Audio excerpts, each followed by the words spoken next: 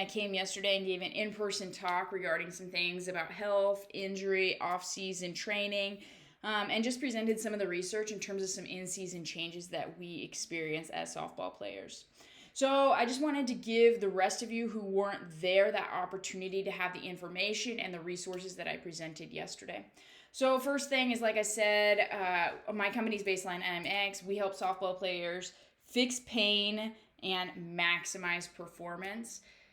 You're going to want to listen to this talk because what I have to present today will transform the way you think about your performance and will transform the way you think about injuries, and will also give you a tool bag to know what to do when things aren't right. So anyways, I just challenge you to listen for 15 minutes to this presentation, and at the end, I'm going to give you access to resources, to arm care programs, to recovery programs, to plyometric programs that are going to be really important this off season for your daughters or your players. So anyways, the first thing we chatted about is sometimes we can see visible irregularity in our players' movement, whether it's their throwing, whether it's their running, whether it's functional movements like a squat.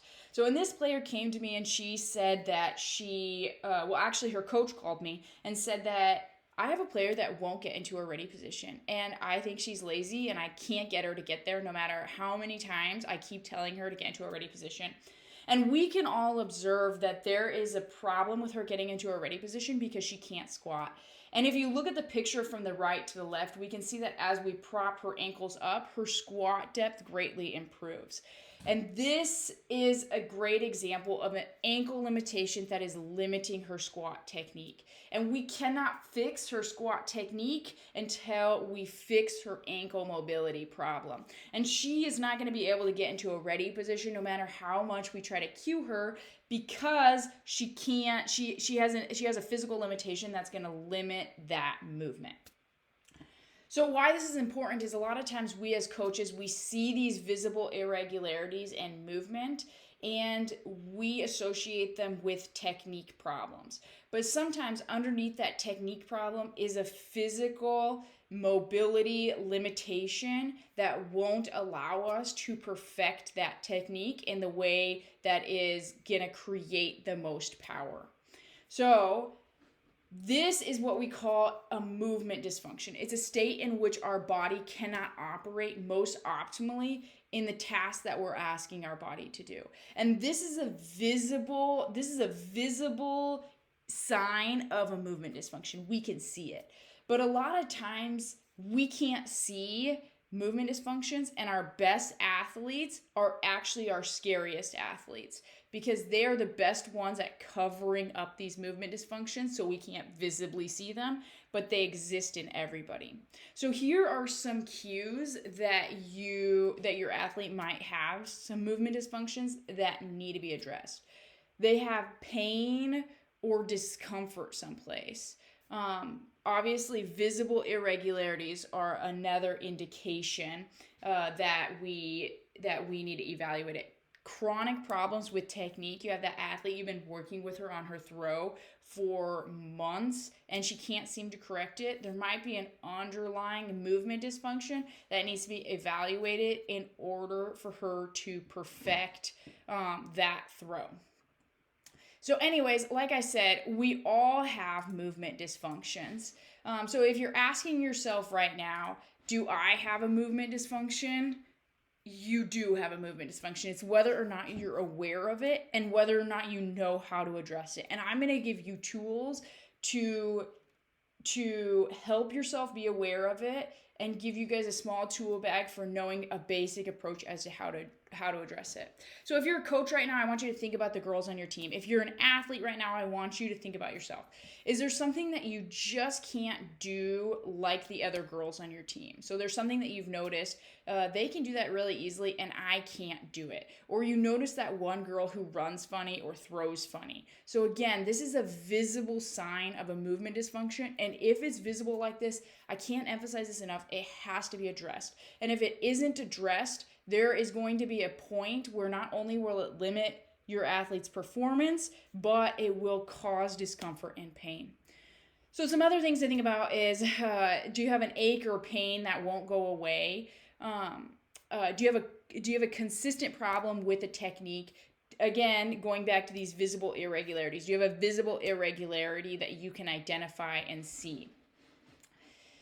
So here's the thing about movement dysfunctions is that they're never static.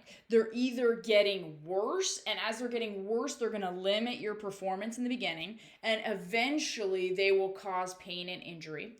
Or you are going to be working towards improving them, and as you work towards improving them, you are going to be maximizing your function, your performance on the field, and your function in life. So I have some tools for you that I'm going to give you at the end of this talk that helps you identify common movement dysfunctions that I see in girls softball athletes and some basic ways of how to begin to approach those common movement dysfunctions. And I can't emphasize this enough, how important it is to address this, because if you don't address it, your athletes are going to be living in a state that they're not comfortable in. Anyways, jumping back into some of this technique stuff, if you look at these two golfers, the golfer on the right and the golfer on the left are two professional golfers, and they're both very successful at golfing. But one golfer is biomechanically set up to hit the ball farther. And his technique is made up, both of these golfers' techniques are made up of their strength and mobility patterns.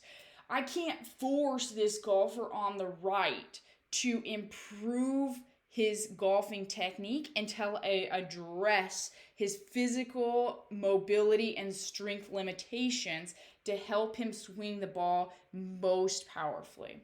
There is a biomechanically most optimal way to swing the bat, and that's based on science, and we know what that is. But you can't force your athletes to become the most biomechanically optimal until you address their strength and mobility limitations. I see so many softball players, and we play a rotational sport. And what we know is that you need 75 degrees of thoracic rotation to swing a bat. But there is so many athletes that I see in my clinic that don't have 75 degrees of thoracic rotation. So now you, if you're paying attention, you're probably thinking, well, I'm betting some of my girls don't have 75 degrees if you say you see a lot, and all my girls can swing the bat.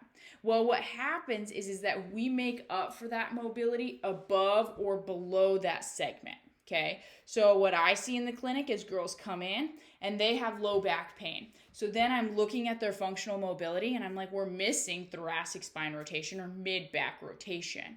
But what happens is that their low back gets overworked because of their stiffness through their mid-back. Okay, now important point to note here. Sometimes the areas that hurt are not the problem areas. Those are the results of the problem area. So in this case, you'd have to address your mid-back mobility in order to fix the pain that's happening in your low back. Now, what we do is we as coaches see these athletes and we think, oh, she can't really rotate, so I think she needs to stretch. And this is another important thing to note, is that stretching isn't the answer for all mobility problems, okay? Sometimes it is. Oftentimes, especially in girls that are in the age range that from 10 and under to 18 and under, oftentimes stretching is not the solo solution, okay? A lot of times there is a strength problem, and so they're not in a good position to move, and that's why they can't move. Stretching can be a place where we start, but if we stretch and we stretch for 2 or 4 weeks and we don't achieve the outcomes that we're going for, stretching isn't the problem. We have to try a different approach. And sometimes when we can't figure it out, you have to go and get professional help. And this is what I do for a living, is I evaluate and treat these movement dysfunctions that we can see that you don't know what to do about, okay? So anyways, we chatted about these golfers, and when you have something like this limitation in our thoracic spine or our mid-back, and we can still swing the bat because we're going to make up for that motion at a different place in our body. This is called the compensations. And our bodies are master compensators. And our best athletes are really good compensators. So just take note that sometimes these movement dysfunctions you can see, sometimes you cannot see. And we constantly have to be taking an inventory of what our girls are saying in order to be able to help identify these movement dysfunctions. But it is so important for the sake of their health that we are helping them to identify these and then helping them know what to do about it. Again, I'm going to give you some resources at the end of this that help you identify these in your athletes. And I would encourage taking all of your athletes through this screening. And then giving you some brief resources as to a plan of where do I start? I can see that there's a problem, but what do I do about it? So if you look at this athlete here, this girl is missing that thoracic rotation that we talked about. And we gained back this motion in one exercise, which wasn't stretching. Okay. So, and I say this to reiterate the same point, but when we see these visible irregularities in movement or these girls that appear really stiff, stretching isn't always the answer. It's only one approach in a huge tool bag that we can use to get back mobility. And a lot of times, if we stretch an area that isn't tight, it produces laxity, and that laxity will cause problems down the road. So we don't want to keep aggressively stretching without making gains. Okay. So I'm probably pounding the same information, but a lot of times our best athletes are our best compensators, and they have significant movement dysfunctions underneath the finesse of their awesome movement. Okay? Tiger Woods is an awesome example. He looks athletic. You guys, he plays golf. He's swinging a stick in a garden, and go look at his injury record. Okay, all non-contact, meaning he hasn't collided with anything. Golf ball didn't fall out of the sky and hit him in the head and give him a concussion. But he has taken years out of his sport. It's cost him so much money because he is plagued with injuries that he didn't know were creeping up until his body started to break down. Okay, so anyways, again, our best athletes, don't exclude them from this category of having a movement dysfunction, because we all have them. It's whether or not we have the tools and the skills to know how to evaluate them and then have an approach to know what to do about them. So the other thing I just want to reinforce is that a movement dysfunction is distinct of an area of bad technique. Technique can be corrected from a cue. A movement dysfunction is a physical limitation. And if you have a physical limitation, you have to fix that before you can correct your technique. So, quick review. Everyone has movement dysfunctions that are going to keep them from moving most optimally in the activities that our body is trying to do every day. And when you do these activities anyways, your body will find a way to compensate for your lack of mobility, strength, and that's where pain and injury happen. And we saw the example of a girl who couldn't squat because she had an ankle mobility limitation. And I want to take a second and I want to tell you my story. And I don't want to tell you my story to scare you, but I want you to understand the implications of this. So I played a lot of sports. In high school, I was going to play 3 sports: softball, basketball, and track. Okay. So my freshman year, I played softball. I go out for basketball and I tear my ACL. So I thought, I'm really unlucky. I rehab it back, go out for basketball the next year, and I tear my MCL. So I thought, basketball is a culprit. I'm getting rid of basketball. So I didn't play basketball for the rest of that year, and I went out for track instead. So I played track Then going into my junior year, I played softball again and go out for basketball because I thought, oh, I want to play my junior year. So I go for basketball, and by Christmas time, I had broken through the bones in my right foot. So had to sit out the rest of the season. I go out for track. So I sat out the rest of the season. I strengthened, did whatever, went to physical therapy, strengthened it up, go out for track. And at the end of the track season, I had broken one of the bones in my left foot so bad that I had to fuse the bones back together. So I thought, oh, I am a really unlucky athlete to get plagued with injuries like this. So I did all the standard stuff for helping my foot get better. I go to Creighton. I play softball at Creighton. In my freshman year, I fractured my back in 3 places. I continued on my career, and I tore my other ACL. Actually, I tore both of my ACLs again. But I didn't understand that what I was doing was all I was doing was treating the results of these injuries. I wasn't treating the problem. I was going and I was seeking medical help, and I was going to doctors who were fixing the problem, but I wasn't going back and evaluating my movement dysfunction and taking time to take care of that movement dysfunctions because I didn't have the resources to do that. And for your information, doctors are so helpful. And when you're hurting, you have to go to doctors. But doctors don't treat movement dysfunctions. They treat the results of movement dysfunctions.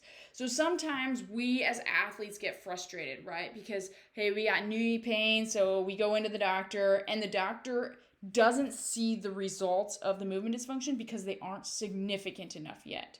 But you know that there's pain. But what happens? You go in and the doctor says, oh, well, you know what? Take a break from playing right now, but there's nothing wrong with your knee. What's wrong with your knee is that the way you're moving on your knee is causing it to hurt. And you have to change the way you're moving on your knee. Otherwise, there will be something wrong with your knee. And our pain is an indication that we're not moving right. Okay, and we don't want to get to the point where we need the doctor's help to treat the result of the movement dysfunction, because at that point, it's significant enough to cause changes inside our structure. So anyways, I don't tell my story to scare you, but I want you to understand what to do when you're painful. So you have to check to see if there's results that have happened as a result of the way you're moving. But if you don't find answers there, you have to, and even if you do find answers there, you have to go back and adjust the way you're moving in order to fix the problem. Anyways, why probably a lot of you guys are actually interested in this talk is to talk about how do we train to maximize our performance. How do we train to maximize our performance? And I'm going to give you some keys. Sorry, my computer's being a little goofy. I'm going to give you some keys as to what we can do to maximize our performance, but it's really important that we understand this movement stuff. Because if we understand this movement stuff, suddenly we are training to have the biomechanically most optimal swing and to stay the healthiest, not to bench press the most weight in the weightlifting room. And training isn't about throwing weights at yourself. It's about doing the specifically right things in order to create changes in your game and changes in your health. And that is what's important about training, not about back squatting the most amount of weight or bench pressing the most amount of weight. So jumping in here, I'm going to go through some in-season changes that we need to address in our off-season program. But the first thing I want you to understand is that there are in-season changes that we have to address. And if we don't address them, our in-season changes are going to start compounding from the time we start playing. And then what's going to happen is you're going to get to be 21 and you're going to be painful like all of my teammates because these in-season changes compounded and we didn't take time to address them. And these in-season changes can create significant problems like labral tears or other things that that create structural changes to our body because our body can't withstand the force that we are putting on it. So it's really important to address these in-season changes in our off-season program. And even if you play another sport, you have to take the time to address this. Here are some of our in-season changes that happen, and you guys can all read these, but there's a few significant ones that I want to point out. The first one is that we have a decrease in our rotator cuff and shoulder strength and endurance. And the reason why is that during the season, so building muscle is a process of we tear it down and then it repairs stronger than it was before. But if we're tearing it down faster than we can repair it, we actually lose strength. We don't gain strength. So what's happening in season is that we are tearing down this muscle faster than we can repair it. And as a result, we lose strength rather than gaining strength, even though we're using our shoulder all the time. Why this is important is because in the off season, you have to take a break from throwing. And yes, even you pitchers. And people say, well, pitching doesn't have as much force on my shoulder as overhand throwing. And it does have as much force. It has a tremendous amount of force on your shoulder. But the force is different, okay? So the force isn't as destructive as overhand throwing, but there's still force on your shoulder. And I don't want you to forget about that. But the same concept applies, is that if you pitch all year long, you don't give your body a chance to gain any strength because we're chronically overusing our tissues. So take a break from throwing, and I recommend 6 to 8 weeks. But if you just take a break and you do nothing, that's going to do you no good. You have to actually work on your strengthening in order to get stronger. The second thing I want to tell you about is that there's a decrease in internal rotation and an increase in external rotation, okay? So our internal rotation is this way, our external rotation is this way. So we decrease our internal rotation, we increase our external rotation. Our total motion, a lot of times, we do not lose total motion. We as athletes sense these changes, and what do we feel like we need to do? Oh, I'm going to stretch my shoulder, okay? We are not losing total motion. So if you stretch your shoulder and you add more motion, that might create a stability problem for you down the road. You have to address this motion change through a correct strengthening program, addressing that posture and alignment. So really important to understand this is because you don't want to just keep aggressively stretching in the off season. And for your information, if you're aggressively stretching and you're not seeing changes, that's not the solution to your problem. There's a different problem that needs to be addressed. The second thing that has to happen in our off-season strengthening program is that we have to address our individual movement. And that's what we spent the entire first part of the presentation talking about, is we have to address our internal movement, whether we can visibly see it, whether we can feel it. But I wanted to give you a few keys as to what you can do for your athletes or for yourself to begin to know what you need to address. The first thing I can tell you is that be aware of differences you feel side to side. Whether it's differences in hip mobility, maybe it's something with your hamstring, maybe you notice you can rotate one way farther than the other, maybe you notice that one side of your neck you're always sore on, or maybe you notice you're always sore both sides of your neck. Again, soreness is an indication that we're having an underlying movement thing that needs to be addressed. But we have to address our individual movement. And if we don't address our individual movement, those things are going to continue to compound to the point where something breaks. And then you still have to address it, but it's not reversible. So keep that in mind. And whether you're an athlete that plays multiple sports or whether you're a single sport athlete, you have to address these two things, okay? So a lot of times we think like, oh, well, I play basketball, so I don't need to do an off-season strengthening program because I'm playing basketball. And you guys, basketball is so good for you because we develop different physical skills in basketball than we do in softball. We work multi-directionally. We work a lot more on our agility. There's different things that we are developing in basketball, but you still have to work on your resistance training to address your in-season changes and the things you need to work on. But your programming might look different. So maybe somebody who's not playing basketball is working 3 or 4 days a week for 45 minutes. Maybe somebody who is playing basketball, what they need to know how to do is they need to know how to implement the best warm-up to address these things because they don't have time outside of their sport. But really important that you are taking the time to address these things, and if you don't, it will catch up to you. The third thing that we need to do is that we need to strengthen in a way that actually makes us better at softball. Here, I'll move my picture so you guys can see that. We need to strengthen in a way that actually makes us better at softball.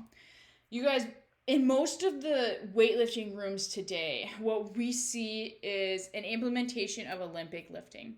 And Olympic lifting can be appropriate, although I would argue that for our girls and for this sport, that is not the best way of training because our risk is high and it doesn't include functional things for our sport. We play a rotational sport. If you look at the core Olympic lifts, deadlift, hang clean, back squat, bench press, we don't do those in our sport. And none of those include rotation. Okay? Whether we are throwing, pitching, hitting, all of that is a test of our rotational power, and none of that is included in Olympic lifting. Now, you can still use Olympic lifting to get better, but just beware that your risk is high and there's better ways of training. The other thing to think about is if you think about the components and the elements of our sport, you think about our in-season changes that we need to address, those are not addressed in a football program. They do not experience the shoulder changes that we experience through our sport. Okay, so a lot of times we go to do a strengthening program and what we realize is that we're doing the same program that the football guys are doing. And that program might not be the most efficient use of our time. So keep that in mind when you are developing a training program for softball. We want it to be functional for our game. So a lot of you are probably thinking right now, like, hey, I want to do an off-season strengthening program, but I don't know if I know how to develop a program that's going to be the most efficient use of my time. And you probably are correct, but what I want to do is I want you to help you evaluate. What a good program is. So, the first thing that a good program has to do is it has to evaluate each girl's baseline mobility first, and it has to teach them to continue to evaluate it. We can't design a program for each girl individually in a vacuum because we need feedback from those girls in order to design the best program for them. Remember, we can go and we can have back squat on some girl's programming. She looks great doing back squat, right? But then there can be things in that movement that aren't right. Maybe she gets really sore in her back when she does back squat rather than in her butt. Maybe she doesn't feel the exercise at all in her butt, but she feels a lot in her quads. Again, we require feedback from the athletes in order to build the best designed program. The other thing that a well-designed program will have is that it has to address those sport-specific adaptations. And a lot of programs actually don't. And that's why we have separate arm care programs, because our strengthening programs don't include that in their program. So if you have the best program, it should include everything that you need to be a great athlete and to be healthy. The other thing that a good program will have is that it has to teach the girls to load properly And how we load properly depends on our own individual movement. It's not about doing the right exercises. It's about doing the right exercises correctly. And again, like we already chatted about, we don't know unless we require feedback from that person. If I had a 3D motion analysis camera, and that's what I used for every one of my athletes during the entirety of their training, I'd be able to tell you with certainty whether they're doing the exercises right. But I don't have that equipment, and I'm guessing you don't either, because there's not very many places that do that. There's no places that do that because of the cost. So we have to rely on feedback from our athletes, and we have to teach our athletes how they should move and how they should feel. So now if you're a coach right now and you design your own program, maybe you implement it into 10 minutes at the end of practice, or maybe you do some agility stuff and some strengthening stuff in your workout or in your warm-up, and that might be really good, especially for your younger girls. And here are some basic recommendations that I would give you and challenge you to think about when designing those movements. Number one, work not only muscles, but work movements. Make sure that your girls are moving through every plane in every direction, and think functional movements, teaching them to move their body weight.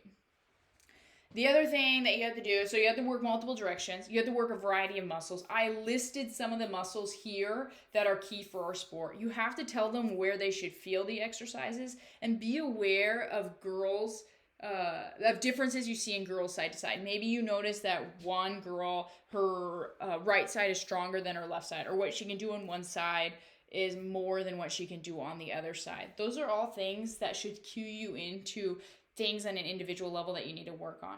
Observe girls that can't do what other girls can. Work together to build the program, and there has to be individual variances. So, and these are all things that we've chatted about, and if you've gotten to this part of the presentation, you should understand this. But I just wanted to sum these up. That way, if you are a coach making a program inside your practice, work and think about these things. Okay. So, like we already chatted about earlier, there are specific things in our sport that need to be addressed. And here I listed them out. And you can take all of these exercises and you can YouTube them and get ideas of what you can do for your team or for your daughter. You guys, honestly, a lot of people say, I don't have time to spend doing another program, but it's not about spending more time. It's about more effectively spending your time.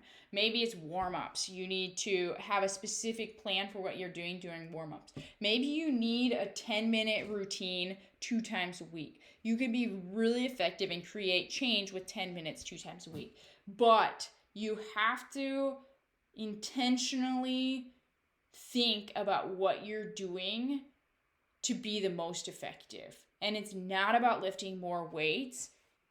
It's about creating the most powerful system to play in, and to making sure that we're taking care of our body so that we feel good now, when we're done playing, and for the rest of time.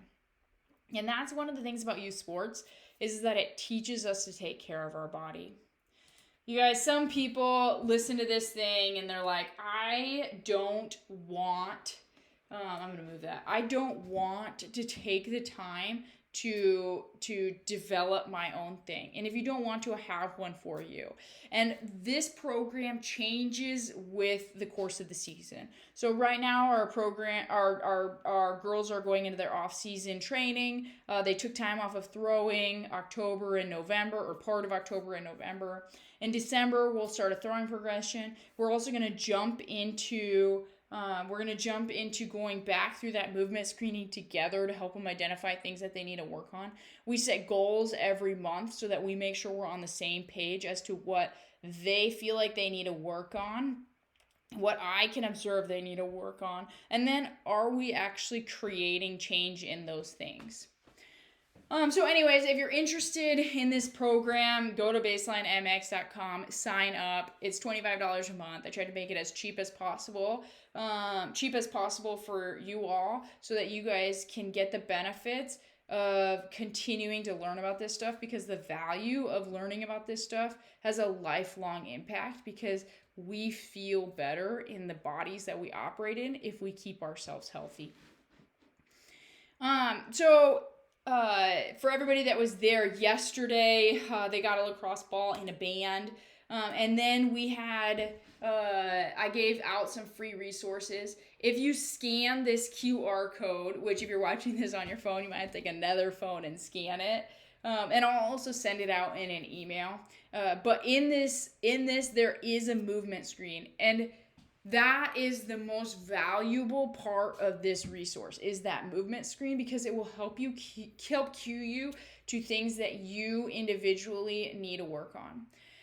There's also some tissue recovery things that you might need to focus on, and it might cue you into some things you need to work on. There's some shoulder exercises that again might cue you or your daughters into some things that you need to work on. And then there's a shoulder plyometric program, which now is a good time to start that shoulder plyometric program so that you can start a throwing progression to prepare yourself for team practice in January. The thing to notice with these resources is that you can't just mindlessly do these exercises that's not going to benefit you. You have to pay attention to differences that you feel side to side. Where are tissues that you specifically need to work on, or tissues where you notice that you have a lot of tightness or soreness.